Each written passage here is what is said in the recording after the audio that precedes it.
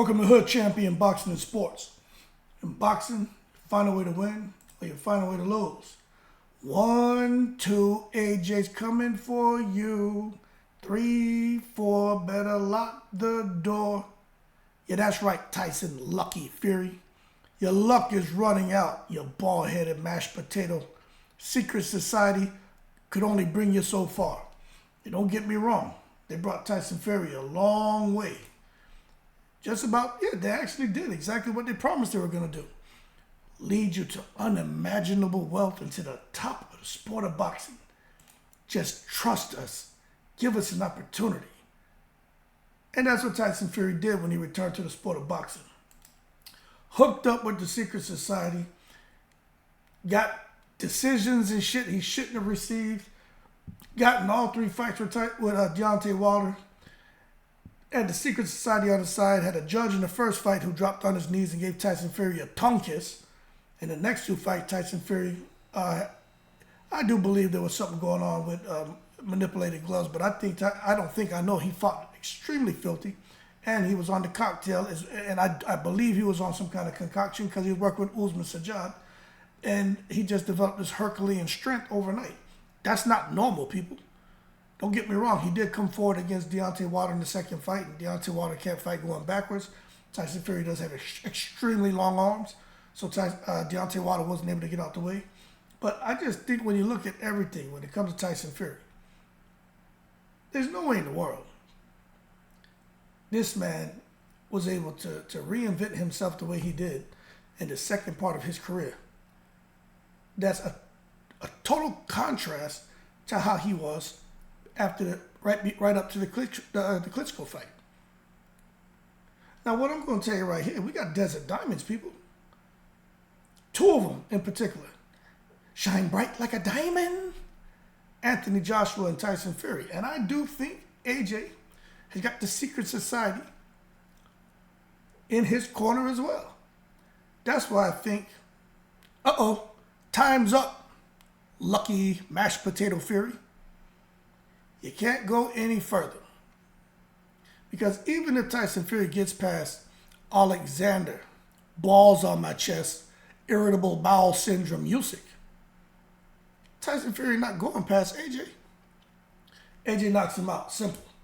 And I'm not blindly saying that. I'm not saying that from a biased position. No, I'm telling you that's truly what I believe. You know what I'm saying? And the same way Francis Ngannou. Look, Francis Ngannou is strong, but he's not as quick as AJ. His punches aren't as compact as AJ, and he doesn't have the IQ of AJ. And I'm not saying Francis Ngannou hasn't gotten better since the Tyson Fury fight, and he's not going to give Anthony Joshua a tough fight.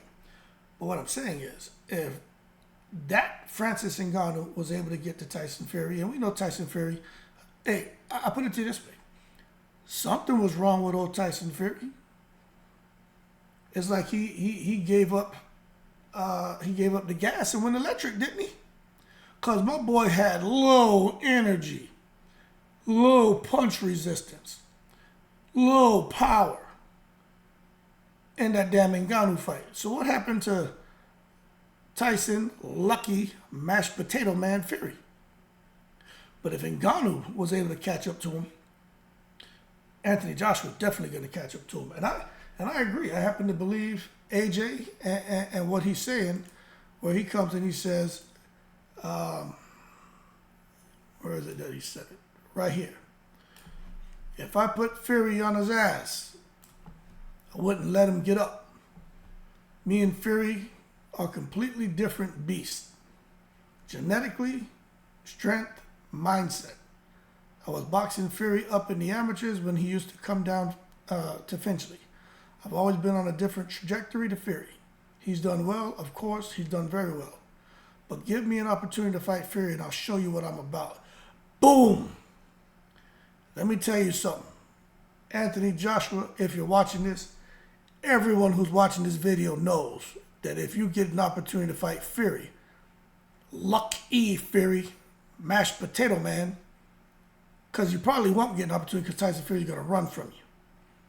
But if you get an opportunity, we all know you're going to knock him out. Simple. Deontay Wilder had Tyson Fury. He knocked him out. And then the referee, Jack Reese, dropped down on his hands and knees and started tongue kissing Fury and woke him up. And the other two fights, Deontay Wilder, look, you just got to be honest. He doesn't have Anthony Joshua's skill set. He can't hit with both hands.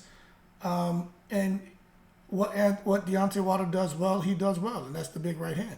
But with Anthony Joshua, he got two hands. He's got IQ. He's got the footwork. Anthony Joshua's a complete fighter. And if Wilder was still, in particular in that third fight, able to make some adjustments and almost get Tyson Fury out of it. Matter of fact, Wilder had Tyson Fury on he had him dancing salsa in multiple rounds, and towards the end of the rounds, and the end of the round saved Tyson Fury. Tyson Fury knows that. He said that. The man thought about retiring from boxing after Deontay Wilder put the Tuscaloosa bing bings on him. But don't come out here acting like if Wilder, with such primitive skill, like Mike Tyson would say, was able to get to Tyson Fury at his best, Anthony Joshua won't get in there and bing him. Simple. So I got my money on AJ. And when he says, if I put Fury on his ass, I wouldn't let him get up. We know that. You know how to keep him down. You know how to jump on him. You're not like Deontay Wilder, who just runs in with his hands down around his waist or that right hand cocked up on his shoulder with his chin exposed, and Tyson Fury putting them damn 85-inch reach arms all in Deontay Wilder's face and catching Deontay Wilder coming in and hurting him, making him retreat. We know you coming in 10 chuck. I sound stupid, right? Chin tucked, hands up, and you're looking to let go of those short shots. In particular, what I'm looking for Anthony Joshua is going to be the uppercut right hook. That's going to be what knocks out Tyson Lucky Mashed Potato Man Fury. That's the combination. The big right hand's going to get him down. The uppercut hook is what's going to finish him. The Gypsy King will be no more. Two desert diamonds going at it. Money to be made. But I just don't think Tyson Fury is going to take the fight. But if you look at the kind of money that's going to be there for that fight, I'll put it to you this way. If Fury beats Usyk, he's making, now I'm not making this up, what I'm about to tell you. Tyson Fury is making like 70 plus million. I think 70, 73, 75 million, something like that to fight Alexander Usyk. If he wins, this is where you're going to have problems though. Tyson Fury is going to, but that's why it's a good thing to have Turki Al-Sheikh involved. Turki Al-Sheikh's not going for the bullshit where they arguing on purse split. No, he's going to sit there and you negotiate with him. That's what people don't understand. Turki Al-Sheikh, he dictates who gets paid what. He's not going to be sitting there talking about entertaining them arguing. No, Tyson Fury, if he beats Usyk, you're the undisputed. This is what I'm going to give you. Joshua, you're the former unified. You've done well rebuilding your career. You just made 40-something million to fight Ngannou. We're going to pay you this to fight Tyson Fury. And that's how it's going to go. But when Anthony Joshua says right here, genetically, that I'm different from Tyson Fury, I think we all can see that. Anthony Joshua, now this is the thing, man, these rumors about Joshua, steroids and some waiver that he's on to be able to take certain steroids and shit like that, Boxing is such a corrupt sport that, I wouldn't be surprised if there was some truth to what Big Baby Miller said and other fighters say about these exemptions that a lot of fighters are on. I mean, if you can get a doctor, pay him some money, he'll write a note. I mean, then you can get this stuff in your system that could give you an unfair advantage. Now, is Anthony Joshua doing that? I don't know, but what I will say is he didn't come out and defend himself. If somebody accused me of something, man, like that, I don't think I could just sit back quietly, man. I would do like Virgil Ortiz did to Blair Cobb. When Blair Cobb was saying Virgil Ortiz was on steroids, I take the legal route on his ass. You're going to either come out and apologize, MFer, or I'm going to have to hit you in the pocket. But if you watch, Fury didn't sue Wilder. Wilder didn't really go at Fury the way he should have, if he knew for a fact that Fury did some, was cheating. AJ didn't sue Big Baby Gerald Miller for saying that he was on steroids, and just makes me wonder, is it that these guys don't want to mess up their money, Or is it because they just want the attention to go away? Because if you start digging deeper, there's some truth to it. I don't know. But when Anthony Joshua says genetically, strength, mindset, I'm different. I think Tyson Fury's mindset is better than AJ's. Even though I think AJ beats him, I just think Tyson Fury's mindset is better. Like, I got to be fair now, just because I make jokes about Tyson, lucky mashed potato man Fury, don't mean I'm going to take it to the stupid and just act like Anthony Joshua is mentally stronger than Fury. I do think Tyson Fury is a bit fragile mentally, but nowhere in the world would I say that he gets in the ring with AJ, starts to get bing, and Tyson Fury is going to just unravel. No, I don't think so. Tyson Fury has shown when he gets the heat put on him, he's cool, calm, collective. He looks up, takes his time, gets up, and he does what he has to do to survive. And then what you see happen, what has happened with him in the past is he'll say, okay, then figure some things out, and then he starts to pick it up again, and he's done very well for himself in his career. But as far as Anthony Joshua saying he's been on a different trajectory to Fury, of course, it's all about choices, you know what I'm saying? And they both made certain choices when it comes to their personal lives and boxing career. And they are where they are now. But at the end of the day, AJ, in my opinion, he and Tyson Fury are the two desert diamonds that are shining the brightest. And those guys are making serious dough. And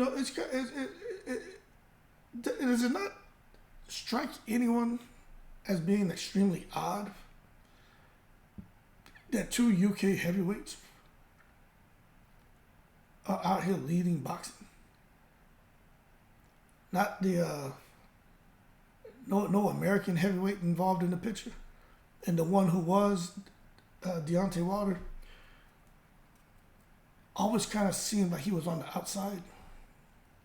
When you look at promoters, y'all ever ask yourself how Eddie Hearn had these connections to Saudi Arabia the way he does? How Frank Warren had these connections to Saudi Arabia the way he does? What Bob Arum doing out there? You ever ask yourself, how is this possible? No other promoter has these kind of connections. Serious. Eddie Hearn has worked with Kinahan before. They've negotiated some deals to be done. Bob Arum ain't no secret there. We already know Tyson Fury knows him. Are y'all? Nobody stops to ask themselves, what the F is going on here? That's all I'm saying. But the bottom line is, I think AJ beats Fury anytime. Some people think Fury beats AJ anytime. And they think, I'll tell you this, someone's going to have a breakdown in that ring. Depending on who loses, someone's going to have a mental breakdown in that ring. And they may start running around through the audience and start biting people. Because I'm telling you, I just don't think either one of them can wake up the next day knowing that they took a loss. Especially Fury to AJ, AJ to Fury. Someone's going to be in tears. I expect to see, snot, blood, and piss all over the place if it ends up where, especially if somebody gets robbed. But two different trajectories, I don't know. But what I will say is this: Fury, AJ, Desert Diamonds, making real money. And I just think AJ, he goes shine a little brighter on fight night. But I keep talking about Fury and Fury getting past Usyk. Look, AJ's got to get past Ngannou.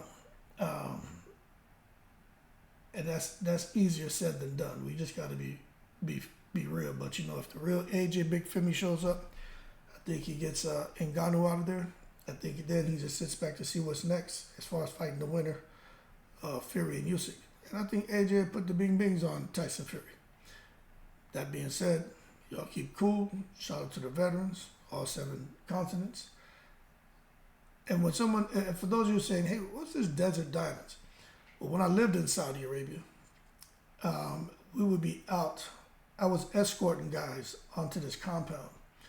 and we'd be like out there in the desert. Some guys, they have different places they had to go and drop things off, do deliveries and stuff like that. But while out there, on occasion, the guys I was escorting, they would jump out the truck and chase after some of those lizards and shit like that, just out there clowning in the desert. But they had these things called desert diamonds, these stones that, no kidding, looked like diamonds. They weren't though.